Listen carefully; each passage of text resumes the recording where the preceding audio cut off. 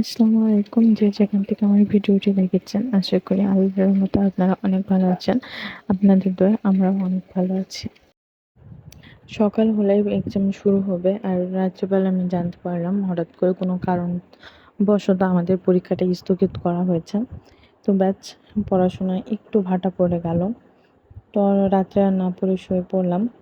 এই তো সকালে উঠলাম একটু দেরি করে, আর উঠে দেখি আকাশে অনেক মেঘ।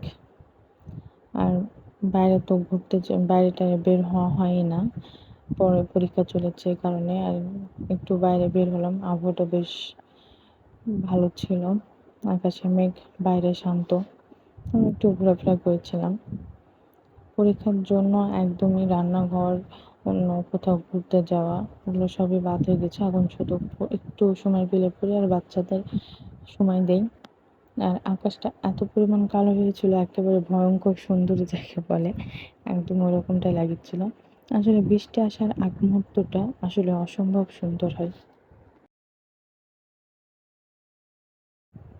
আর এই হলো আমার এক ছোট্ট বাড়ি, আমার বাবার বাড়ি। আর এখানে আব্বু বিকেলের দিকে বাজারও করে আনছিল, এগুলো আম্মু একটু গুছায় রাখিচ্ছিল।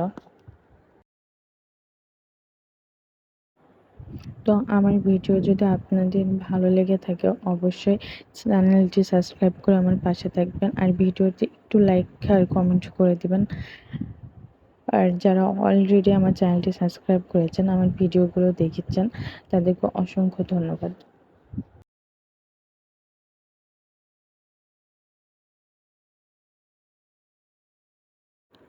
আর এদিকে বাজার গোছাতে গোছাতে বৃষ্টি চলে এসেছিল।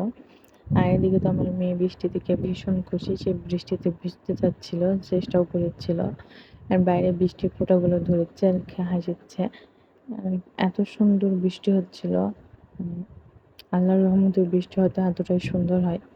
টিপটাপ করে বৃষ্টি হচ্ছিল, পরিবেশটা এত সুন্দর।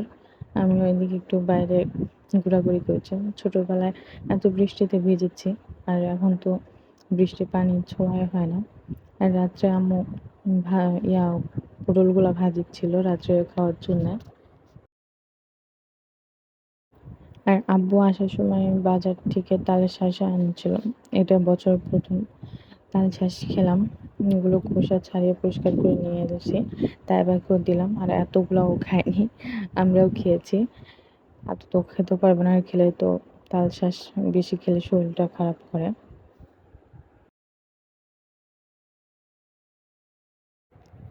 পরীক্ষা হবে না এই কারণে একটু পড়াশোনায় ঢিলা দিয়েছিলাম, বাচ্চাদের সাথে একটু খেলাধুলা, একটু টাইম দিলাম। তোরা ঘুমিয়ে গিয়েছিল। আর পরীক্ষা হবে না বলে তো আর ফাঁকি মারলে তো হবে না, তাই রাত্রেবেলা পড়তে বসে গিয়েছিলাম। এদিকে আমার পড়তে বসলে শুধু ক্ষুধা লাগে, কি খাবো কি করব। খেতে না খেলে আমার পড়া হয় না, তাই রাত্রেবেলা বসে বসে পড়েছিলাম। আর লিচু খাচ্ছিলাম, আব্বু বাজার থেকে লিচু আনছিল। আর খেতে খেতে অনেকগুলো আমি খেয়ে ফেলেছিলাম, প্রায় ৮-৯টার মতো লিচু খেয়েছিলাম। আর লিচু বেশি খাওয়া ঠিক নয়, কারণ লিচুতে অনেক পরিমাণে মেডিসিন ইউজ করে। আর এগুলো শরীরের জন্য যেরকম খারাপ, আর লিচুতে না প্রচুর পোকাও হয়। তো আজকের ভিডিওটি এ পর্যন্তই। আপনারা ভালো থাকবেন, সুস্থ থাকবেন। আল্লাহ হাফেজ।